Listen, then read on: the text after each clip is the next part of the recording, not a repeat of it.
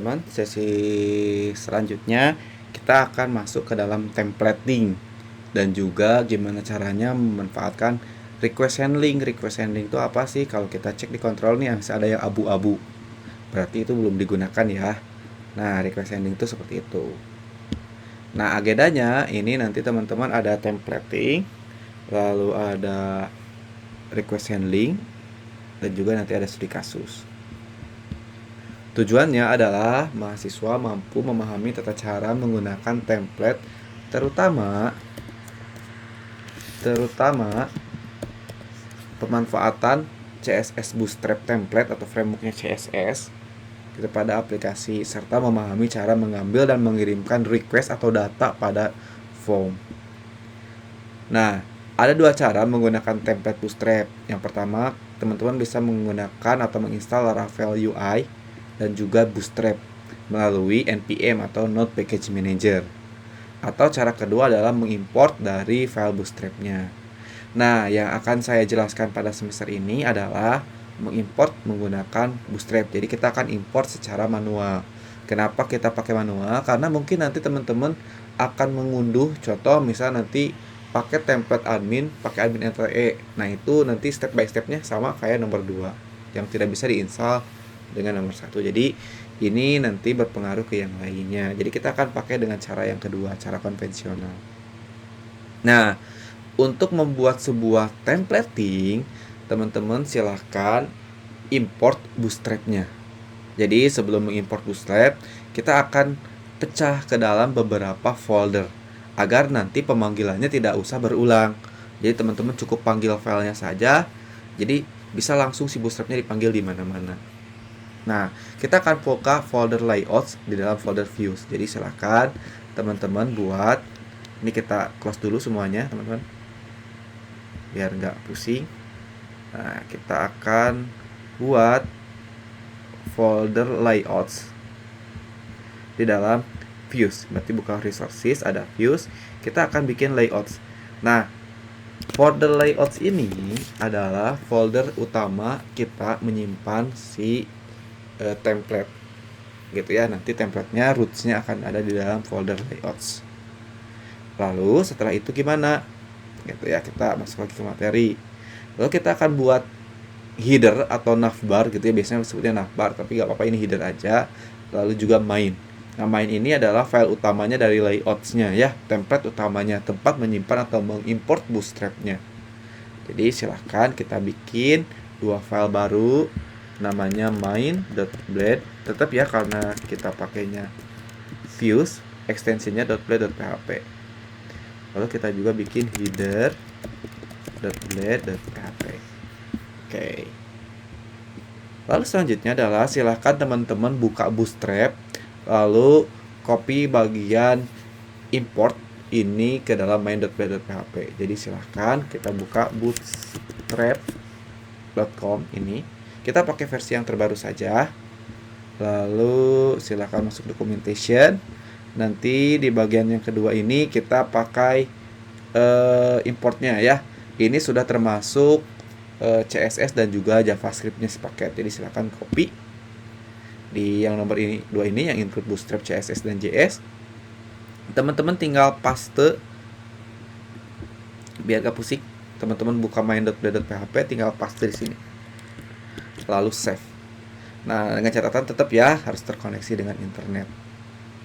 Gitu. Lalu selanjutnya kita akan buang atau kita akan rapihkan. Gitu ya. Nah, kita akan hapus H1 Hello World ini. Lalu script ini kita akan pindahkan di atas, di bawahnya link. Nah, biar rapi ya. Caranya adalah teman-teman aktifkan aja kursornya di sini sembarang. Yang penting aktif di scriptnya. Pencet Alt atau Option kalau di macOS, panah atas. Jadi Alt panah atas atau Option panah atas, biar dia pindah ke atas. Nah, seperti ini. Lalu kalau sudah tinggal di save aja.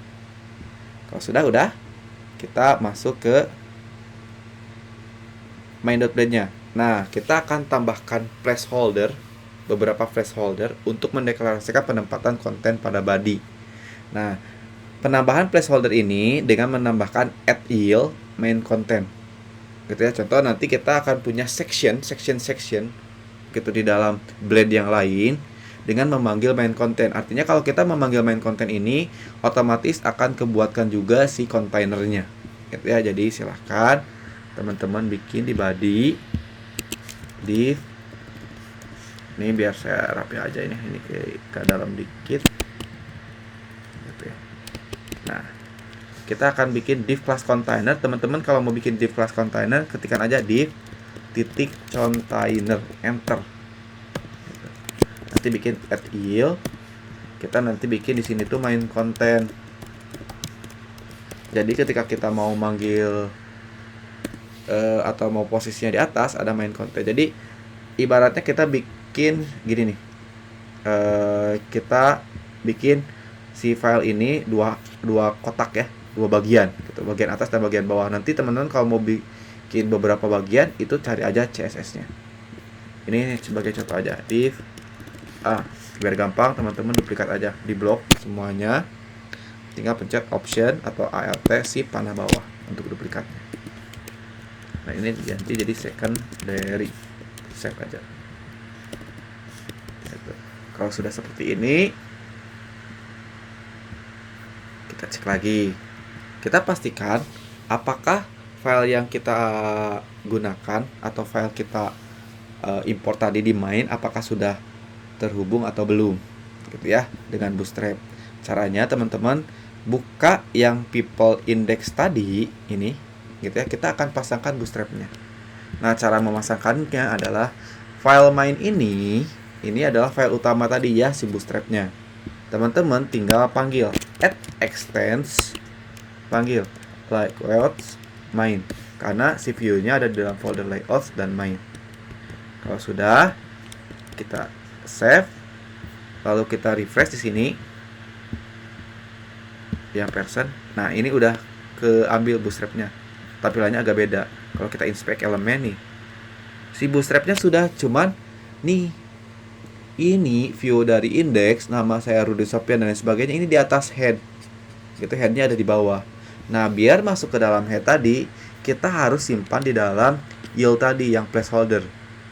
Nih yang placeholder. Cara memanggil placeholdernya teman-teman pakai add section. Sorry, kita pakai yang ini aja teman biar sepaket ya. Add section nih, section and section, diklik. Nanti panggil nama sectionnya tuh nama yang yield tadi. Tuh ada dua, main content sama secondary content. Ini pindahkan, cara memindahkan tadi di blok dulu semua. Pakai alt atau option panah atas. Type aja ke dalam. Nah, kalau sudah kita refresh nih. Ini udah masuk ke dalam container. Kalau di inspect ini sudah masuk ke dalam class container. Tapi saya gak yakin katanya ini filenya sudah masuk Bootstrap atau belum. Nah, kita ganti aja. Kita panggil si CSS Bootstrap. Ini kita hapus dulu. Misal, halo, nama saya. Kita pakai span kelasnya saya lupa. Span badge bg primary biar ada warna birunya ya. Span badge. Nah, kalau kayak gini kan ada contoh. Lihat teman-teman, badge spasi bg strip primary, ada 2 CSS. Kita di dalamnya berarti badge dulu, panggil titik lagi, lalu bg strip primary, enter. Otomatis nanti ya, baru echo name, save aja. Kalau sudah, kita cek refresh. Nah, halo, nama saya Rudy Sofian. Itu sudah masuk. Artinya kita sudah bisa menerapkan Bootstrap ke dalam file kita. Dan nanti tugasnya lakukan untuk yang show juga gitu ya. Nah, gimana kalau kita mau request handling atau mengirimkan request ya, kita bikin form. Contoh, kita akan bikin dua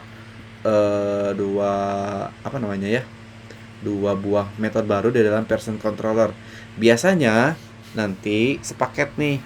Kalau create itu untuk munculin datanya atau munculin formnya, store itu untuk nyimpen data nanti ya. Kalau di database kita akan bikin seperti ini dulu di controller. Nah, cara masuk ke controller dengan cepat, teman-teman bisa Ctrl P atau Command P, cari aja person controller gitu ya. Lalu kita bikin public function. Lalu setelah public function kita bikin create. Ya, kita panggil return view kutip people, kita panggil create karena create belum ada, jadi suggestionnya belum ada. Nah, setelah lagi public function store itu untuk nyimpennya. Nah, store itu harus manggil class request. Jadi kita panggil class request, kita bikin objek namanya $request. Jadi nanti kita nggak bisa manggil request dengan R gede ya, kita hanya bisa manggil request dengan R kecil. Nah, seperti ini. Kalau sudah, kita bikin juga routingnya. Routingnya tadi di web.php, teman-teman bisa Ctrl P atau Command P, cari web.php. Lalu posisinya kita bisa seperti ini, root get person create. Nah, gitu ya. Oke, kita biar barengan materi aja deh. Ini kita bikin person create, tapi dikasih nama ya. Jadi edit routingnya yang pertama adalah person tadi untuk yang index. Kita kasih nama dulu, penamaan. Nah, ini nyambung ke materi yang sesi 2 yang tentang naming. Ini saya hapus dulu. Biar sama, kita kasih name. Nah, teman-teman jangan di sini ya. Ini error pasti. Harus sebelum titik koma. Kasih nama. Karena namanya adalah person, berarti di sini person.index yang pertama ya, karena ke index. Yang kedua adalah name kutip person.show.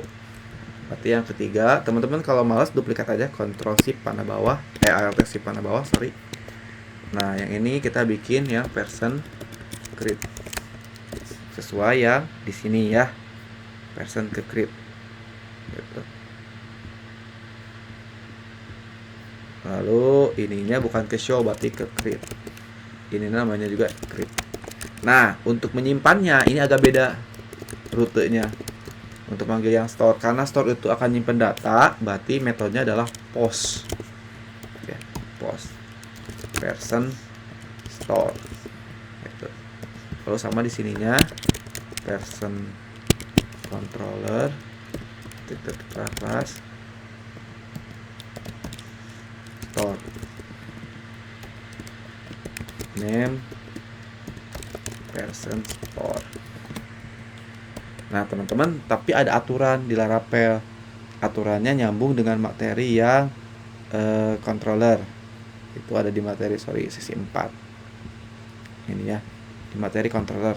Nah, aturannya adalah harus seperti ini. Index dulu, baru ke create, baru ke store, baru show. Makanya di sini saya minta ditukar, show-nya harus di posisi setelah store, gitu ya. Jadi teman-teman, ini tinggal pindahkan yang show ini, kursornya aktif di show, alt si panah bawah. Alt panah bawah aja. Save aja. Kalau sudah, jangan lupa PHP Artisan Optimize gitu. Nah, langkah selanjutnya cara manggilnya berarti kita bikin nih create.php-nya. Karena kan tadi di controller kita sudah bikin people.create, berarti kita bikin di people-nya kita bikin file baru namanya create.blade.php gitu. Lalu seperti biasa pasangkan bootstrap-nya add extends layout main. Lalu kita bikin add section and section main content. Lalu kita bikin form sederhana ya. Form sederhananya nanti kita masukkan NIK atau nomor induk kependudukan, baru nama ya. Nanti kita bikin seperti ini. K1 formulir input data gitu. Lalu bikin form.